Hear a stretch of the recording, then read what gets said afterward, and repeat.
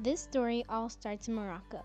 My grandma, Safta Ofra, was born in Mogador, Morocco in the year 1948, which is when the War of Independence for Israel started.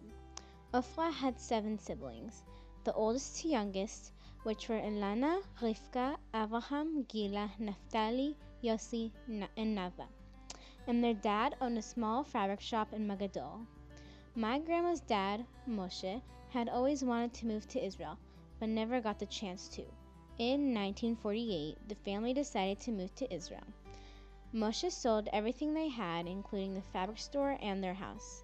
Going to Israel was illegal at the time, so the dad had a friend that drives a truck, which the family hid in for the drive to France. They hid under the benches of the truck with blankets on top of them, so they have a lesser chance of getting caught. The mom had chocolate to give to every child, so when they got to the dock, they would stay quiet. Once they got to the boat dock in France, the police decided to search the truck, and they only found the parents at first. After a minute, Ofra started crying and the rest of the kids were found. After this, the family was sent back to Morocco and the dad had to buy everything back. 4 years later, in 1952, they decided to move to Israel again because it became legal to be able to immigrate to Israel. When they reached Israel, they stayed in a settlement for half a year, but then Moshe found a small house in Jerusalem in a neighborhood called Yamin Moshe. They lived there for half a year before Moshe found a bigger house in the same neighborhood. Their house used to be close to the border of Jordan, so snipers used to sit on the border and fire into the city trying to kill Jews.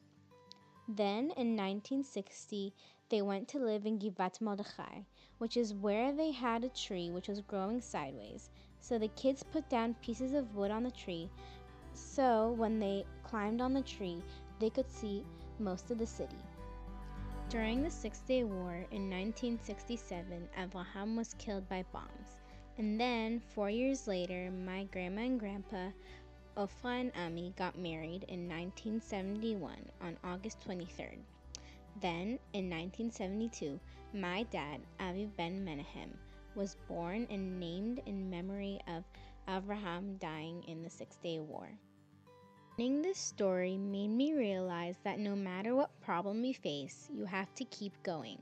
Throughout this story, my great-grandparents were brave and showed me that your past can affect your future, but it's your job to make it what you want it to be.